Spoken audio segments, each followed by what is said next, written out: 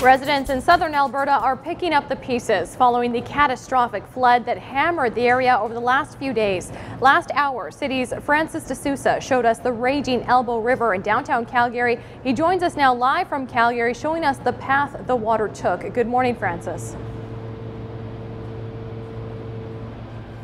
Hi, good morning, Courtney. Look at that SUV, how it's just, sideways and pushed up against that bent over fence. That begins to show the path, and this continues. The water just raged down here. Look, it was no match for this metal fence either, so it came this way. All the cars that were parked there, it swept. And I mean, look at this. Doesn't this just tell the story here? So that red pickup, that blue car, and this blue trash bin just absolutely wedged under the under parkade of this building here. Now the water, the torrent, filled this area here and rushed into this ground floor apartment. Take a look inside, because you can see it is absolutely trashed. Water was almost up to the roof here.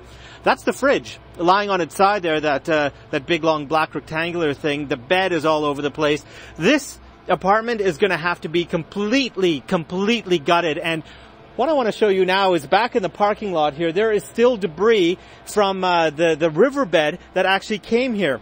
We're a block away from the river, and look what's here, a fish. So I mean, everything that was on the in that river, on the bottom of that river, came by here. But you know, this is the story here. I mean, this is 2 cars right here. These are 2 cars. There are going to be hundreds of cars that will have to be written off here in Calgary.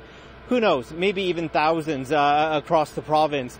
And then as this building continues, organizers of the Calgary Stampede are still pledging to plow ahead and charge ahead with their event, which is a week Friday, drawing some criticism from flood victims saying, look, we need all the resources to support us, yet you still want to go ahead with this major event. The organizers are expecting thousands to descend on the city. They argue that, look, it brings in millions to the economy here, and come hell or high water, it is going on. Calgary Stampede has never been canceled in its 100-year history, and they say it'll be the same story this year. It will go ahead. Back to you, Courtney. Thanks, Francis. That's Francis D'Souza reporting live from Calgary for us this morning. And with the flooding situation stabilizing, the Canadian military is about to start pulling its troops out of the area. The Canadian Forces sent 2,300 soldiers to the region late last week. Montreal will get another interim mayor today, with City Council set to make the choice at a meeting. There are 5 candidates vying to take over for Michael Applebaum, who stepped down as mayor last week after being arrested on corruption-related charges. Applebaum had replaced Gerald Tremblay, who also resigned after facing allegations of corruption. The new mayor won't be in office for very long, though. A municipal election is scheduled for November.